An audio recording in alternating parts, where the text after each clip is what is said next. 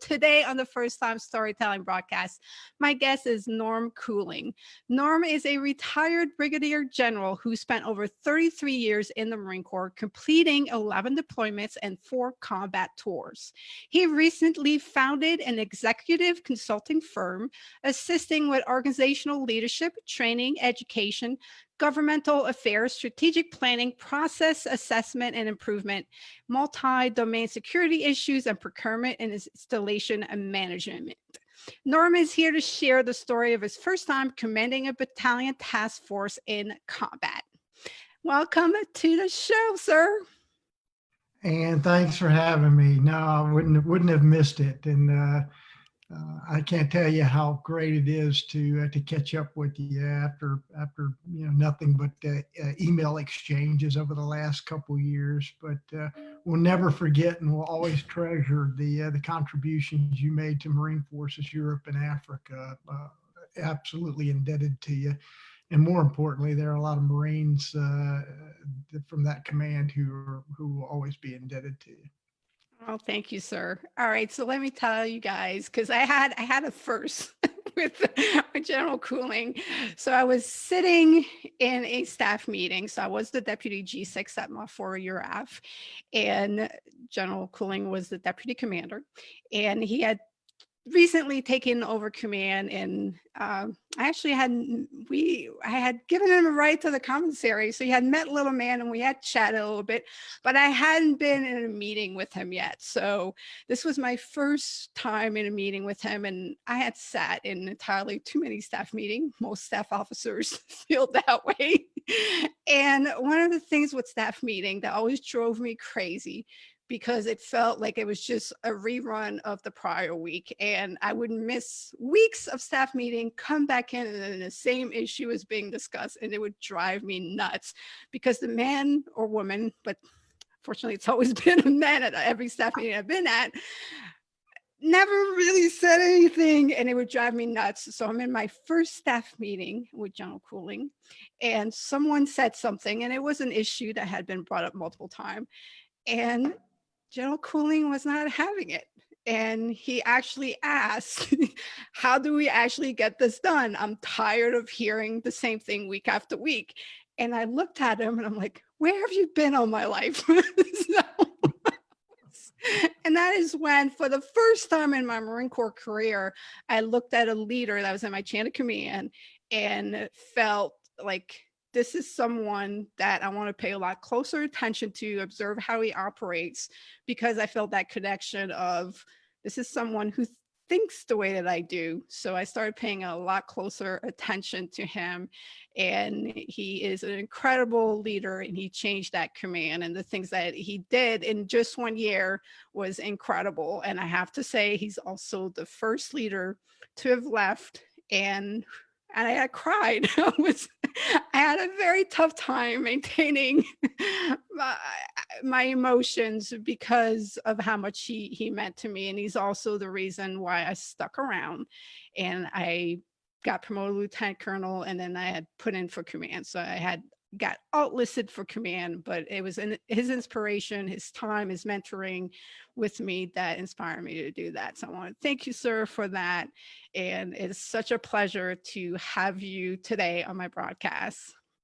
Well, Ann, I tell you that I had no idea that I made that level of impact for you. If I did half or had half of the impact on you that you had on those that you were leading, then I consider that a huge win. And you weren't the only one on the verge of tears leaving that command. We had a great team, and we're really getting a lot of things that we had hoped as an institution for the Marine Corps in both Europe and Africa done.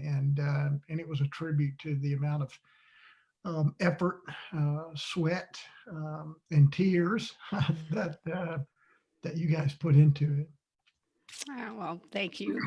All right, so let's frame your story a little bit, in case we have people listening that don't have the military background and don't understand the role of a battalion commander and what it's like to prepare a battalion to go into combat and then heading into that position and what it was like for you. So if you can give us a breakdown of the size, the mission, and then we'll get into the actual combat deployment and what that was like. Okay. No, I'd love to, Ann, because um, without question, if you ask any Marine infantryman who sticks around for a career in the Marine Corps, the vast majority will tell you that their greatest aspiration is to be a battalion commander. And those who've had that privilege will tell you that it was the highlight of their career. Even those who retire at the 4-star level never forget that. It's a unique organization. A standard Marine battalion is about 960 people. They've reduced that a little bit since the time frame, the early 2000s that I commanded. But that's was the standard size then. 3 line companies, a weapons company, a headquarters and service company. And when you went over into one of the combat theaters or in any significant operation, they renamed you from a battalion, and the battalion I had was America's Battalion, 3rd Battalion, 3rd Marines, stationed in or home stationed in Kaneohe Bay, Hawaii. And you would assemble attachments from a bunch of other combat arms, artillery, engineers, amphibious tractors, the amphibious assault vehicles, as they're called, light armored vehicles, etc. And cumulatively, we would plus up in each of those combat theaters to about somewhere between 1,400 and 1,500 Marines, sailors, and soldiers and airmen, because we would have some joint attachments typically as well. But no, it was 28 months. I mentioned it, the battalion was stationed on Hawaii, on Oahu at Kaneohe Bay. But we weren't there much. In the 28 months of command, I was on that island a little under 7 months of it. Because if you weren't actually deployed to an operating area, you were deployed to other places where you could train to a high level, both in scale and in proficiency, preparing to go. So, and it really started out that way. I was fortunate to assume command from one of my best friends in the Marine Corps, Lieutenant Colonel at the time, Rob Clark. And at the change of command ceremony, I was kind of given a subtle warning, if you will, from the Division CG that, hey, be prepared for anything. Things are in a state of flux. And I had just returned less than a year earlier from being the G3 for Phase 4 stability operations in Operation Iraqi Freedom 1, serving with General Mattis. And if you want to learn from the Master Jedi, that he is definitely high among the list of people to learn from. And so we had done OIF-1. I had started that conflict as the information management officer, and shortly thereafter was made the deputy G3, and then had the good fortune of being General Mattis's 3, the operations officer, COO, to kind of use it in civilian terminology for the 1st Marine Division in that conflict. So came back from that, spent some time as the XO of 5th Marines, and then took command from Rob Clark of 3-3 in Kaneohe Bay. And the first thing that we had to do was we were in a planned evolution to eventually go to be part of the 31st Marine Expeditionary Unit in Okinawa. And so the first thing that we had that was a significant event in getting ready to do that was the largest amphibious naval exercise in the world, which is called Rim of the Pacific. Includes, allies throughout the globe operating in concert in the Pacific. And the battalion was still at about 60% strength.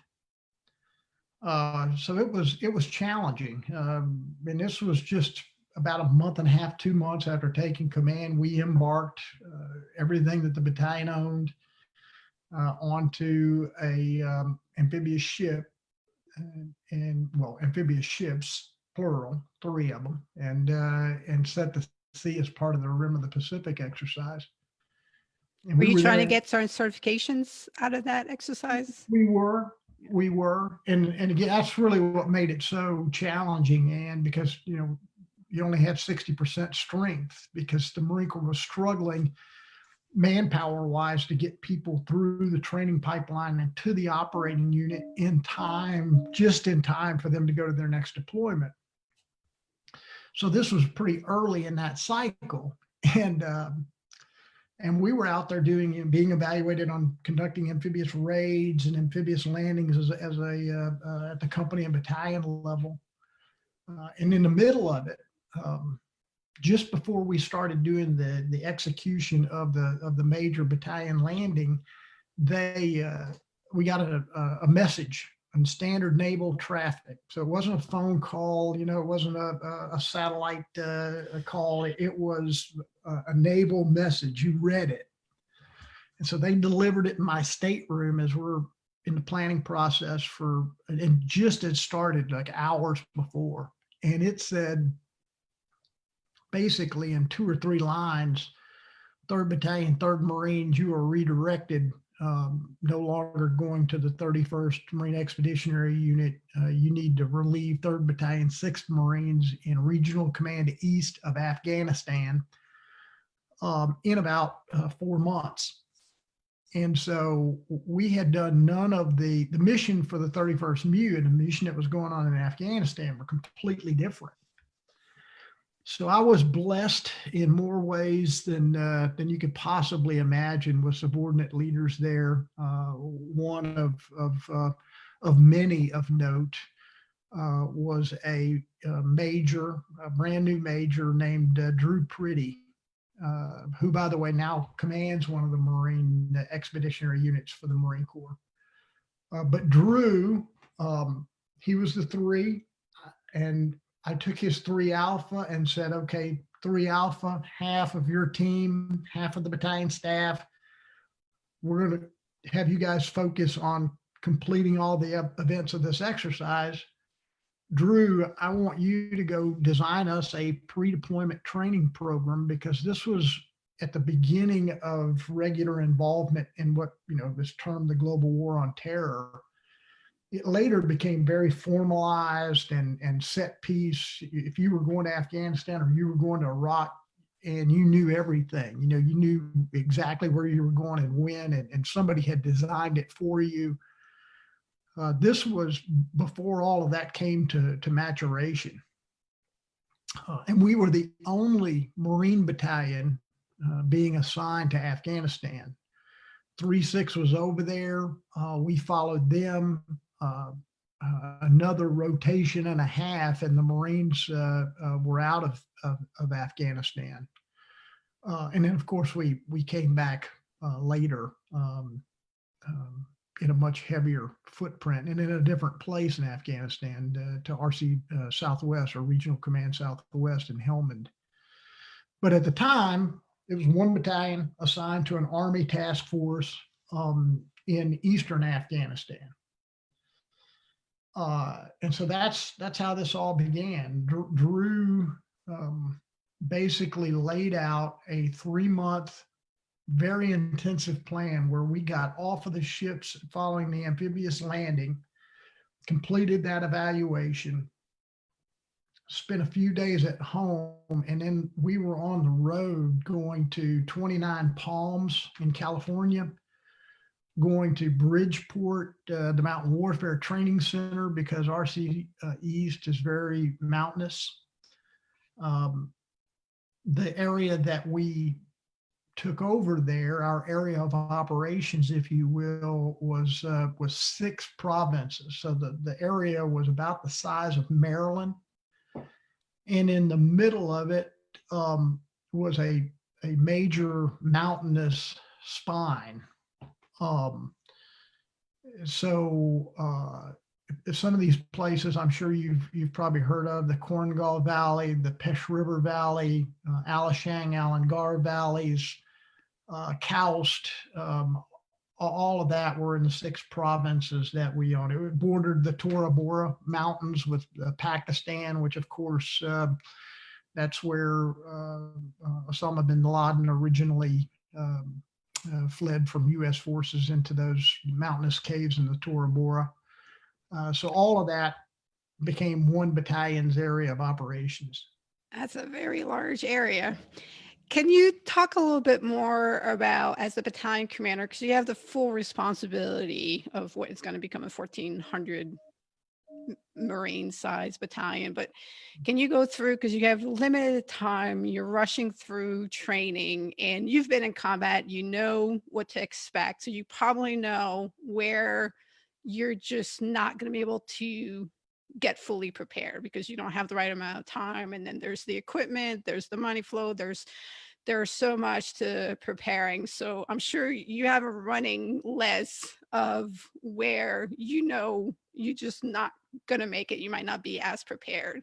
How do you handle that, right? As a leader, as a battalion commander, how do you cope with balancing everything that needs to be done with the gaps that are going to exist and knowing that you still have to go in and carry out that mission? Great question. I mean, as a leader at all levels, and it certainly gets harder the more senior you get, you've got to determine exactly what are your priorities. The priority for me was the counterinsurgency piece.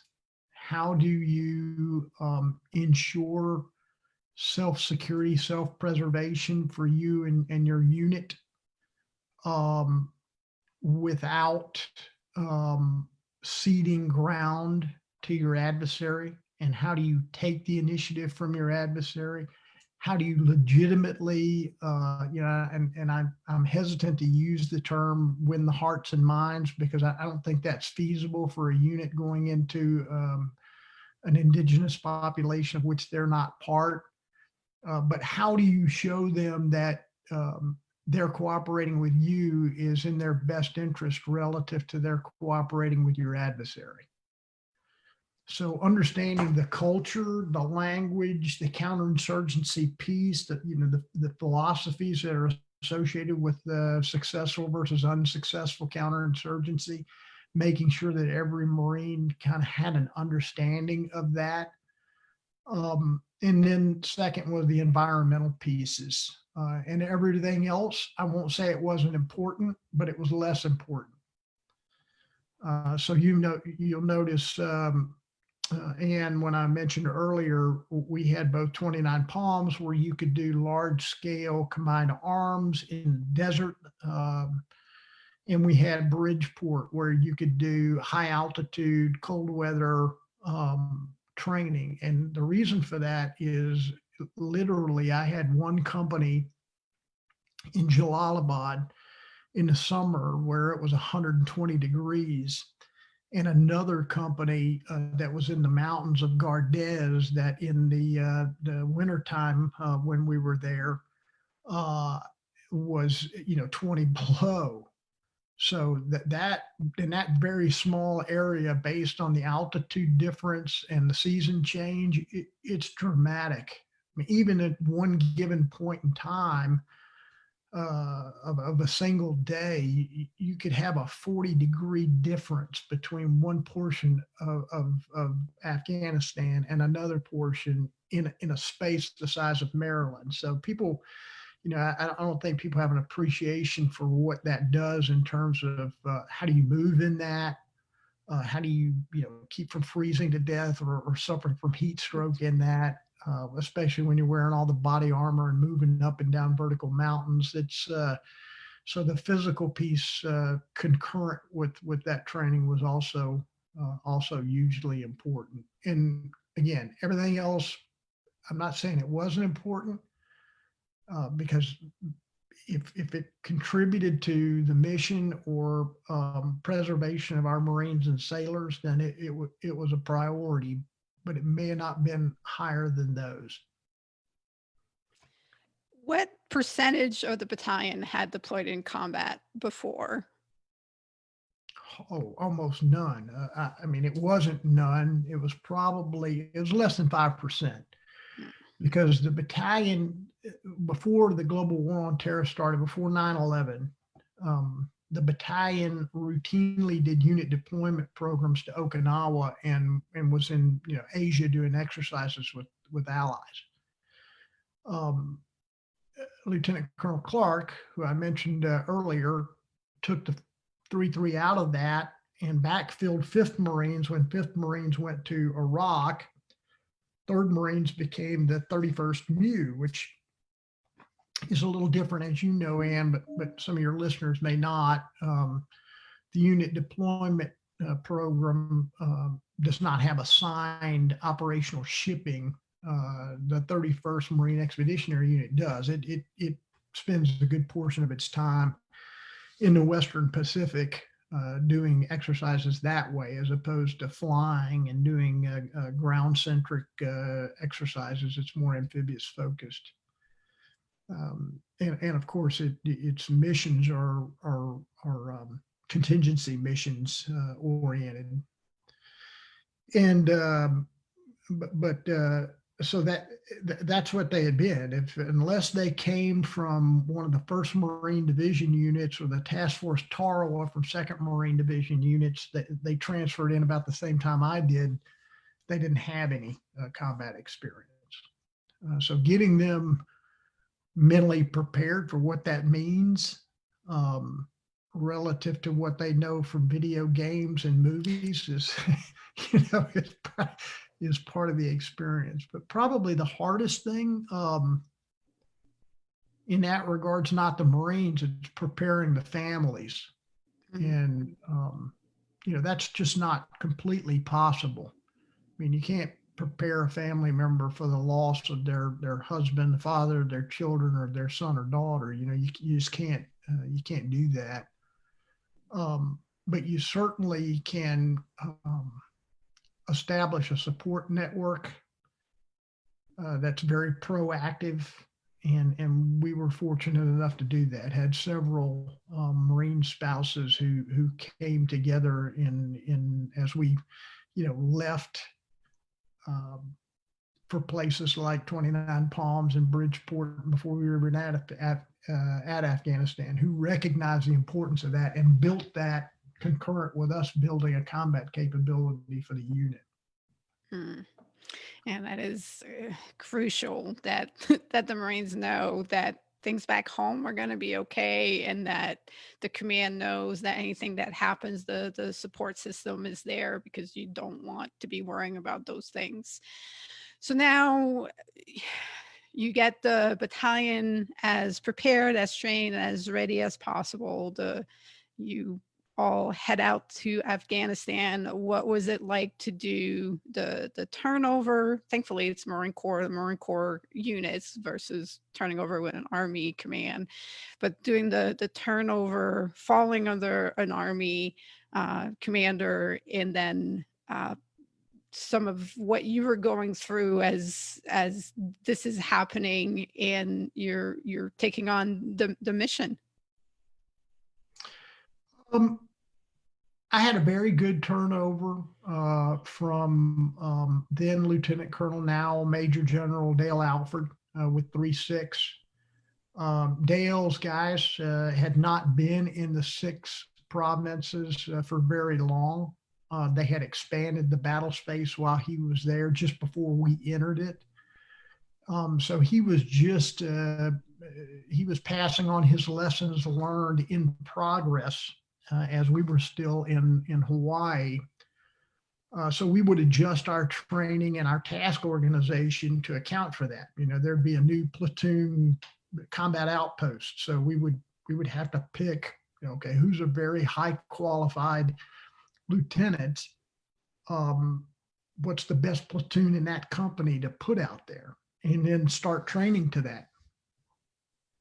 Because when you got there, you were literally all over God's creation. It was there was no direct supervision, and that's another thing you learn. At the battalion level, it's the first time you don't.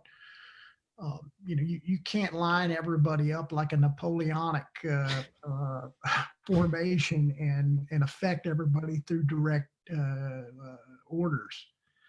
I mean, you really have to have two or three echelons below you of leaders who understand what they're doing, understand what the unit's objectives and mission are, and are making daily decisions that are in concert with that. And communicating well for when the expectations or the assumptions we made weren't valid, and we had to change those. Um, and I would point out too, at the time, Colonel, and then recently retired Lieutenant General Gary Cheek, who was the Army Task Force commander, was also exceptional. I think we were fortunate enough to establish a good rapport and gain his trust early on, because we were responsible for counter battery fire, protecting his headquarters, which was nearly co-located initially, the first third of the deployment with ours. And once you get that right a couple of times, it kind of strengthened our relationship. And then later, we relocated our headquarters independently out in Jalalabad, into an old airfield that was filled with mines. So it was quite an experience doing mine clearing and living there concurrent with it. So and it really was starting out on the ground. But we had it was a tremendously challenging environment. It was the beginning of when the Taliban first started infiltrating back into Afghanistan, because the U.S. footprint there was dramatically downsized at the time. The Afghan National Army was not formed and capable yet by any means. So partnering with them and training them concurrently. One of the biggest things and most rewarding things of that time, I think, was with Drew Pretty and his Alpha Brad Kroll and some of our company commanders, developing a means to integrate special operations forces who were doing counter-terror strikes with our operations, which are counterinsurgency. And there was no such thing as really conventional force and special operations force integration at the time. It was, now since then, after a decade of doing it, we're very good at it. But some of us remember when there was no integration. It was only deconfliction. And deconfliction didn't work. I mean, you would have a platoon in a village, long term, getting to know everybody, gaining their trust, and then all of a sudden, based on some intelligence that we didn't have access to, you'd have a special forces unit come in and take out someone's uncle, drag them out of their home, which with huge cultural implications, and take them away on a helicopter. When if Special Operations Force Command would have just talked to us about it, we could have had them meet and wherever they wanted him to go. And Makes so much different relationships. right, it does, exactly. And that's that too is trying to gain trust and confidence, that because they accept a lot of risk, intelligence wise. So if they give away what they're going to do or what they're looking at, then it compromises their mission. So gaining their trust. But we were able to design about 3 different operations, Stars, Spurs, Mavericks, that had some pretty significant effects. Took out one of the guys that they had been targeting for a long time. And when I say took out, I don't mean we didn't have to kill him. I mean, we were certainly out to do so if he required that. But he eventually got so tired of staying in a cave in February that and running from us because we wouldn't give him any harbor. Um, that he turned himself in, and we brought him in for incarceration and trial with the Afghan authorities. His name was Najmuddin, but pretty prominent guy at the time. And I mean, it was just fantastic. And ultimately, none of that would have been possible without sergeants and corporals who just understood the importance of what they were doing and were dedicated to getting it done. So for you on uh, professional but personal level, as the deployment is ongoing, how how are you continuing to grow and to change as a battalion commander? No, a good question. I already touched upon one key thing in that regard, and that's indirect leadership as opposed to direct leadership. So understanding the importance of gaining the understanding and trust of not just your subordinates, but more importantly, your subordinates, um, and maintaining that cohesion at every link in that chain of command is challenging. I mean, there's tons and tons of different personalities, but um, the beauty of it, Ann, was that, I mean, this was a group of 1,500 people who were united in purpose. I mean, it wasn't that long before then that 9/11 had occurred. A good portion of the 70% first term enlistees in the Marine Corps came in specifically because of that. Um, I mean, this is less than 1%, as you know, of the American population. You could not ask for more selfless, focused people. And so all the stuff that you see our society wrestling with now, and that's not to say that we shouldn't be wrestling with some of it, but we didn't focus on the divisions. We didn't have to. I mean, we were all consumed by a common purpose and task. And so, from that respect, it was one of the easiest forms or times of leadership. I mean, much harder when you're more senior and you're in Washington, D.C. to gain that kind of common purpose understanding than it was there in Afghanistan. On the opposite side, what is more challenging is, you know, um, the first two Marines that I had killed in action, Corporal Ricky Shaner and Lance Corporal Nick Kervin, um, were killed in the process of pursuing an enemy after they had ruined the enemy's ambush. They'd overheard it. They were in a shura, which is a meeting with village elders in a pretty remote valley. And the interpreter and the Army counterintelligence specialist that they had attached to them overheard these Taliban coordinating an ambush against them when they left the Shura and came back out of that river valley. It was in the Alashang Valley.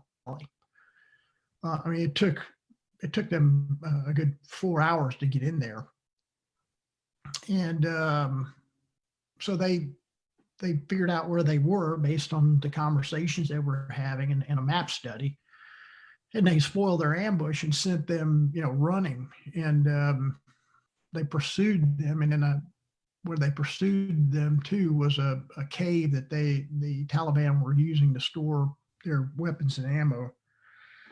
And the first two Marines were, they were killed at the mouth of that cave. Mhm. One initially wounded, and so the rest of the Marines, had to figure out a way to silence that cave so that they could get to these Marines. In any event, neither of those Marines survived. Um, one of my lieutenants there, the artillery forward observer, actually, Steve Boda, earned the Silver Star, coordinating the counterattack into that cave to retrieve those Marines. And then they had to bring them out. Um, the weather would not allow a helicopter to come get them. So they had to carry those Marines out of that valley for several hours. And I was able to link up with them moving in the opposite direction from the battalion headquarters. In fact, actually one of the other company headquarters where we were visiting, just before the helicopters got there. And so nothing prepares you for that moment, when you're, um, you got Marines who've just lost people that are very close to them. They're exhausted. They're filthy. Um, it's raining. Weather's horrible. You see those two Marines, and if that's not, traumatic enough, it's Mother's Day. Oh, So the next day, when the CACO, the Casualty Assistance Control Officer, that's designated to notify the parents, Afghanistan is ahead of the United States in the time zone. So the CACO, had to notify the moms on Mother's Day that they'd lost their son. So nothing, really prepares you for that other than what I will call, faith-based resilience. And I think, our society as a whole could certainly use as much faith-based resilience as we can get. So those are the things, if you're looking for lessons learned. And that didn't get any easier in our next deployment, by the way, to Iraq. I mean, we lost another 15 Marines killed in action and over 80 wounded when we went to Iraq in the second deployment while I was in command. wow. Yeah. That is that, and it's something that you never get used to and should absolutely never become used to. I think there's different people that see that differently, but every loss needs to have the same weight impact. Although one of the things that you do learn is how to continue on, because you do, the mission has to continue, and you have to take care of the Marines that are still there, because your responsibilities just never stop. So No, they don't. But you just got to believe that that's part of the good Lord's plan, and focus on accomplishing the mission while keeping as many Marines, sailors, and soldiers and airmen alive as you can in the process. And your allies, it's certainly not like the Afghan National Army and the Iraqi Army that they're fighting alongside you aren't accepting a commensurate, in many cases, greater sense of risk, since they're there for the long term, permanently. And any loss to them is a painful one as well. But blessings do come out of challenging pieces like that. And in fact, I'd encourage your listeners to read a book titled "A Gift of Suffering Unwrapped." That book, Anne, was written by one of my Gold Star moms from Iraq, Janine Miller. And Janine's had her share of difficult circumstances throughout her life, of course, including and highlighted by the loss of her son in Iraq. But if you need a manual on faith-based resilience, that would be a good start, a good primer for that. what is it called again? It's called A Gift of Suffering Unwrapped. The Gift of Suffering Unwrapped. It's a Mhm. very poetic title. Yeah. Yeah, Yeah. well, it gets to she was going through the loss of her son, and you start wondering why do bad things like this happen to somebody who's trying to be a good person, and her, when she was talking to her minister about that, he responded, Janina, I don't know why God gives the gift of suffering to some and not others, and she never thought about it in that light as a gift. I mean, her mind, it says that in the book, in my mind, a gift is diamonds. A gift is, is something you're looking for, it's something you want. And but no, she talks about that in that and several other life experiences, and what that means in her faith journey. It's pretty powerful, pretty awe-inspiring, and again, definitely something, when we're here today, and we're commiserating about COVID-19, and social unrest, and all of the other things that present challenges to our lives and our psyche. Yeah, you just can't help but think, well, I am above ground and granted another day to do greatness.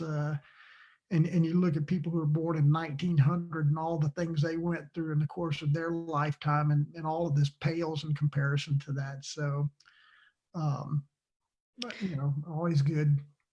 So there's definitely perspective to be had. And I know we've had conversation about faith, and I know that for me, I life wouldn't be worth living without my faith, because when you do think about everything, there's a lot of beauty, but there's a lot of evil, there's a lot of terror, there's a lot of fear, there's a lot of different things. But when you're in your faith, all of that is in God's hands, and you trust him, what he has to do with that, and what work he's, he has his mission of what he's trying to accomplish in shaping us, and taking care of us. And I definitely, in my earlier days, I was all about questioning that.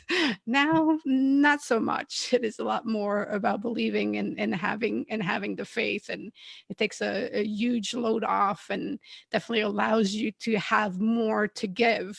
That's the other thing, is if you let go of that, and you can give a lot more to others, and taking care of them, being there for them, being present.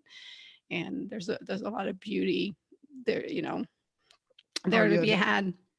you're absolutely right, and there's no question that people who of faith are just naturally more resilient because of that than others who struggle. Now, that's not to say that people of faith, don't struggle, and I don't want to suggest that at all. With faith, I mean, I think all of us, all of us, it also doesn't mean, certainly we have mastered anything. We're all subject to growth through personal pain, Yeah. most of which in our lives we self-inflict in one way or the other. So, but it's an important piece, and so, to my point, or following up on the point I was making, getting to know people like Janine Miller, and the Gold Star parents of many of our other casualties. I certainly wish I would have brought their son back rather than have that relationship. But it is a silver lining in otherwise what would be a cloud. The people who give us their sons and daughters to serve in the armed services, they are, I promise you, and you know that from your own experience, unique uh, families, selfless to a degree, I think, that exceeds most in society, if not the globe writ large. I mean, they're truly a great people. I couldn't agree more. And I have to say, one of the things that was very obvious and I admired about you is that you take the time to get to know everyone, oh, and you remember the names and the impression that they made on you. It's so genuine, your interaction with people, and great leaders and embody that, because that's what's so critical to going the distance, because and that's the simplest thing about leadership that people just don't seem to get, is that you just need to care. You need to show that you care. And sometimes that's in being firm. There's a different method of caring, but it's like being a parent. Not that I am a parent, but I know as a leader, the simplicity of getting someone to go to distance is to show that you care. And there's very easy ways of doing that. And when you do, you create a completely different environment. And I think that one of the things, when you look at your environment, and we can certainly do that in today, what's happening, if it is chaos, and it is pain, and it is hurt, and that's because that element of caring isn't there. And that's so crucial for people to want to be more, to want to give, to want to go beyond. And we get the privilege as Marine Corps leader or in the military to see that, and it moves your heart to just a whole other level. And creating that it's just a matter of caring. And I don't understand why it's so complicated for so many to do that. Yeah, well, it's never easy, and it changes leadership. One thing I've definitely learned is it changes in complexity, uh, by level, by type of environment. Um, I mean, that's why they call leadership an art, as opposed to a science like management. Is you really have to be gifted at recognizing all of the different dynamics every time you're in a different situation. It's why, organizations come up great sometimes and on plane, and they perform high, and then all of a sudden something happens in the environment or whatever. If the leaders don't recognize that, no matter how great they were before, they fall short, and then that's painful. But I do think it gets back to the Roosevelt man in the arena type analogy that I think people like Dr. Brene Brown have written about most recently. But those of us who are historians, as amateurs we may be, have known about for a long time.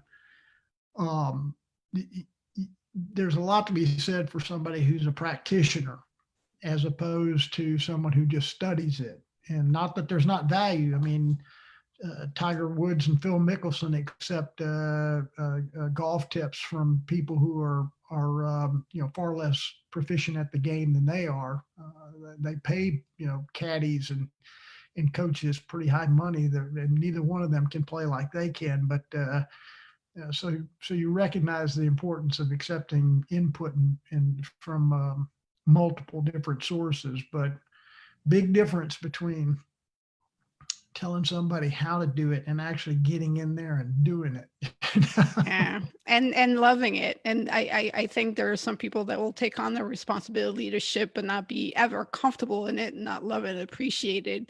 Versus, I know for me, it brings the best out of me. It's just like, and I know it's a position that most people, because it is about making the tough decision. It is about, getting the best out of people, and you have to observe everything. You have to function on multiple levels, but it's that environment that brings that out. And it's such an incredible experience to have while you're carrying that heavy load, but it balances itself out. So I definitely think it is, you have to be in that space. And if you can thrive and it makes you better to be there, I think it's a great place to be.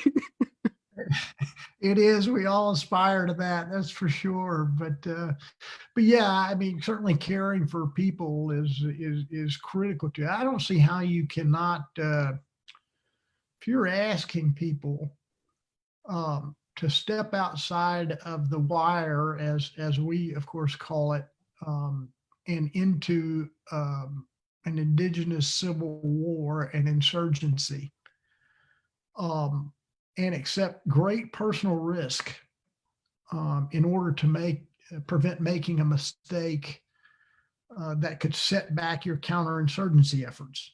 So, in other words, you're trying to gain the trust of the local population, and you can't afford to shoot somebody who should not have been shot.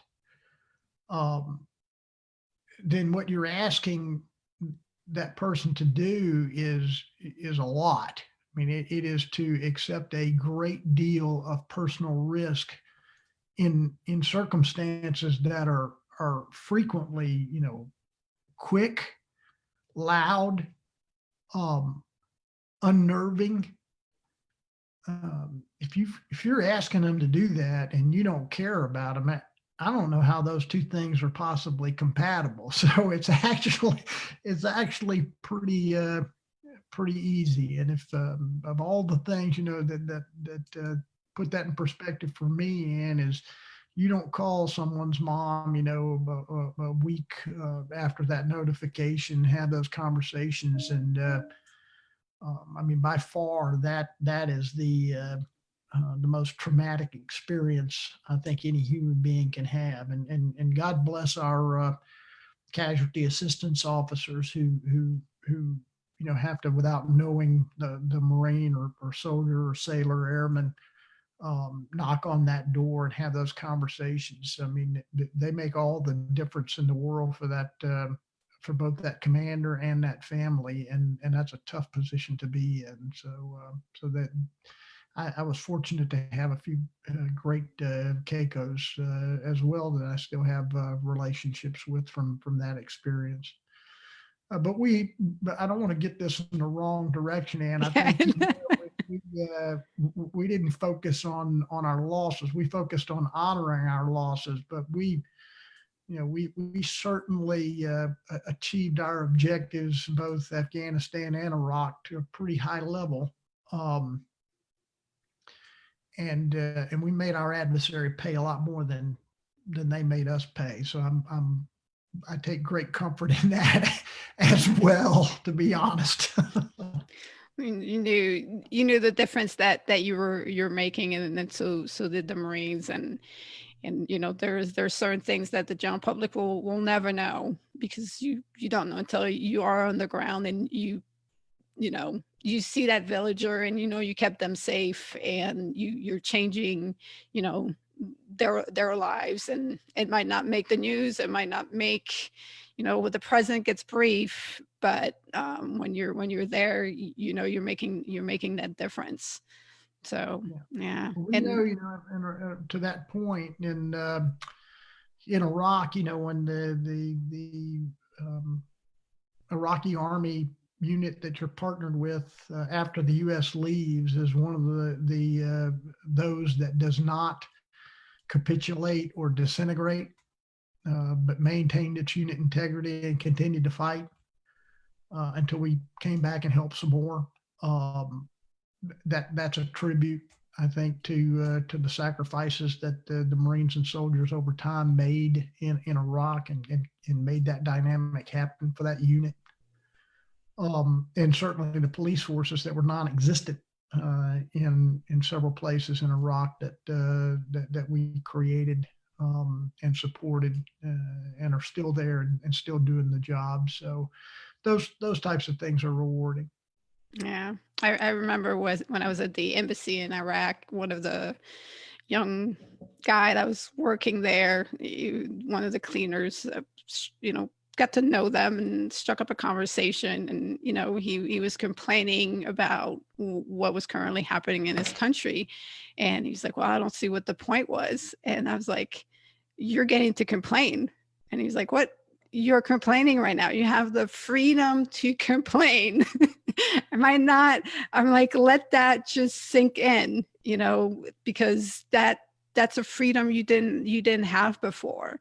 And he did, and he came back the next day, and he thanked me for providing that perspective.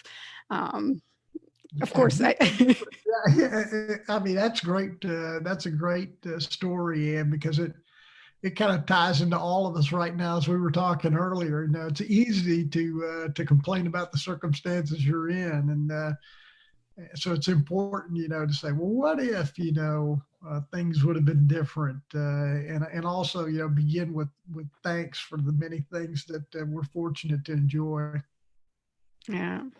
So I know, sir, we could just keep on talking, and I would definitely love to do that, but I'm tying a lot of your time, and I do want to play the first time lightning round with you before I let you go. But before I do, if people want to get in touch with you, I think your LinkedIn was the best way for them to connect with you. It is, yeah. I'm up on LinkedIn, Norm Cooling, and but yeah, would be happy to answer questions or help anybody in any way I can. All right, fabulous. All right, and it's time for the first time lightning round. So I am going to ask Norm 10 different first time options. If it's something he's done before, he's going to say up. So similar to if you were on the app. If it's something he's never done, not interested, we go left. And something that he's never done, would like to do, we go right, and it gets added to the list. I already know the answer to this one, but I want to hear the story. Go to a Christmas market. Uh, So what was your first Christmas market? my first one, Anne, was actually in, wow, I'm trying to think of the year, uh, 1999 or 2000. And that was our first tour. We were actually fortunate enough to have two tours of duty in Europe. And my first one was with SOCIR, Special Operations Command Europe, there in Stuttgart as well. And it was right there in Stuttgart, which, as you know, is a fantastic Christmas market. And there's something that, you and I and those of us who've had an opportunity to live in Germany for a while, we need to find a way to make that dynamic happen in the United States, because Yeah. that is definitely a special way to celebrate Christmas. Christmas markets are very amazing, and they if you don't have the Christmas spirit, you just need to go to a Christmas market, and that will remedy that very quickly. Having a couple glasses of Glühwein, huh? I think that's so disgusting. That was not.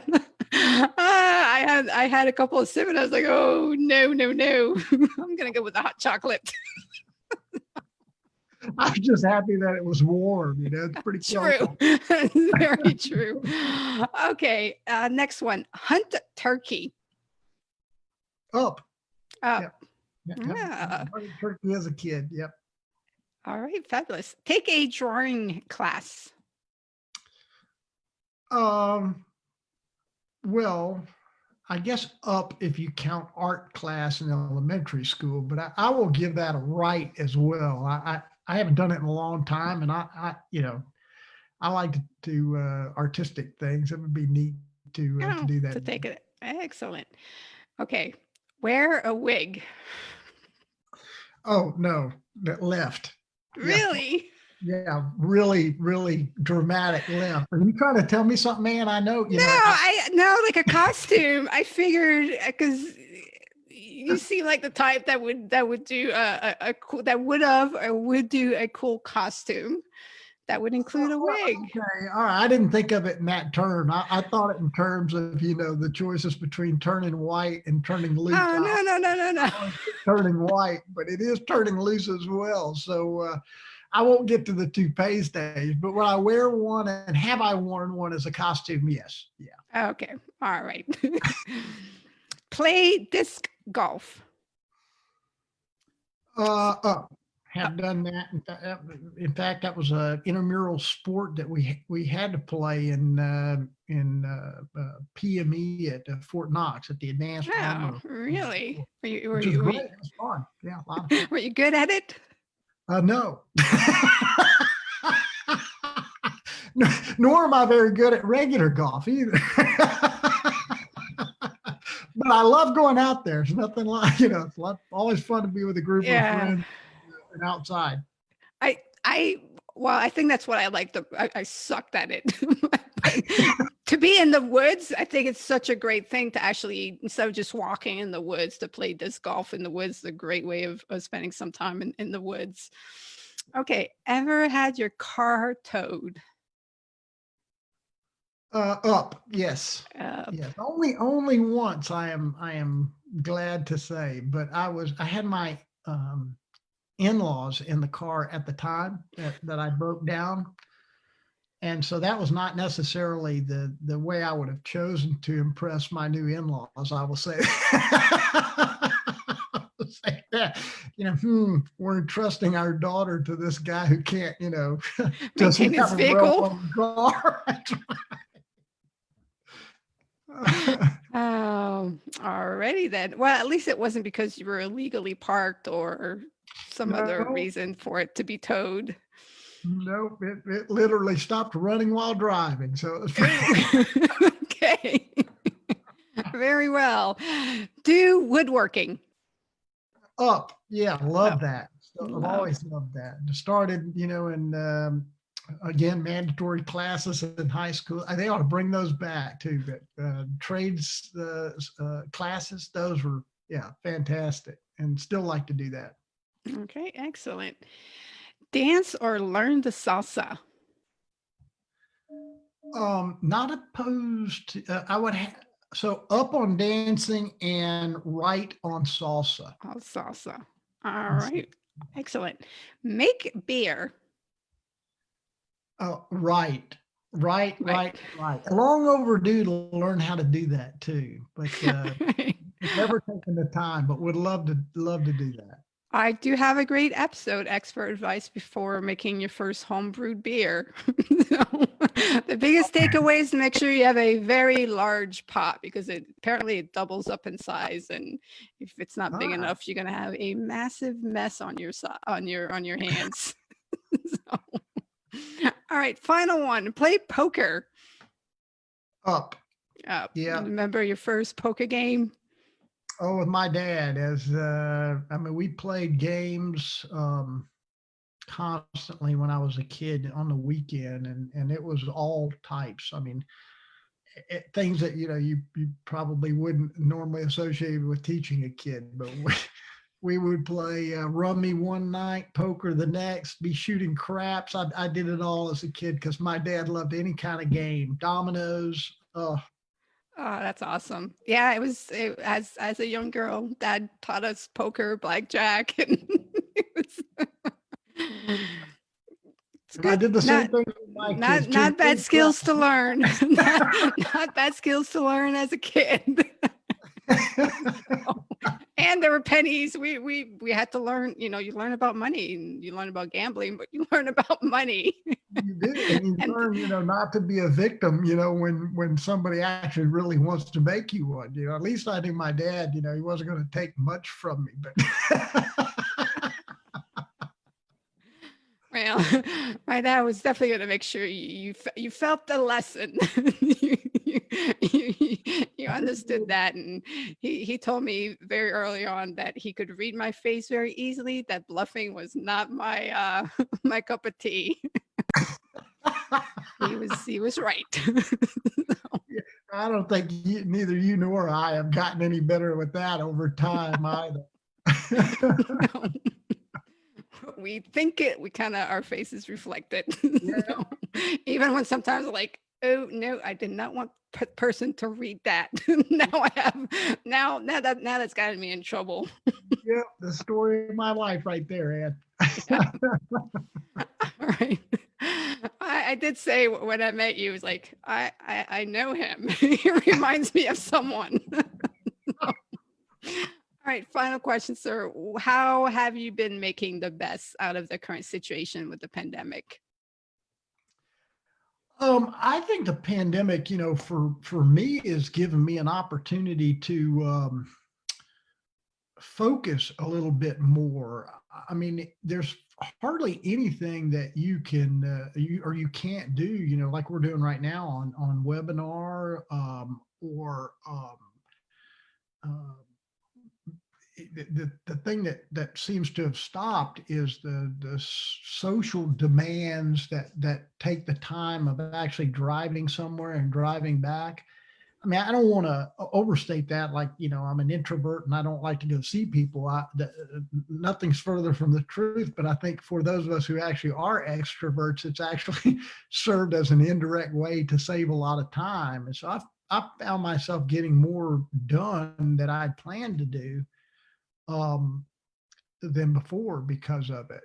If that makes sense, specifically, with regard to starting a consulting firm and an LLC, and as you know, as a small business owner, there's a lot of complexities in there. You don't learn that in college unless you're taking your business major, and you don't learn it in the military service by any means.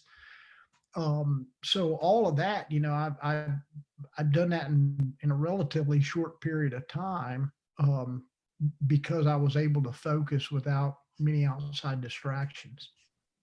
Oh, that is excellent. Yeah, it's a great time to take advantage of the opportunities that are there, and I'm really happy that I got to grab the opportunity of having you on the show. And I thank you first time doing this live I podcast. was going to say, how many first time experiences is the podcast? I imagine that's probably a good portion of your audience too. I've had quite a few first times where it was the first time somebody was doing it, and so it's a first time that they've shared a certain story, and it's such a privilege to have been selected for people to do that. I mean, that again, is something that I hold dear in my heart, that people choose to do that with me. Well, the pleasure was mine, and in my case, I can assure you that it's always great to see you and catch up. All right. Well, I wish you a fantastic week. You too. And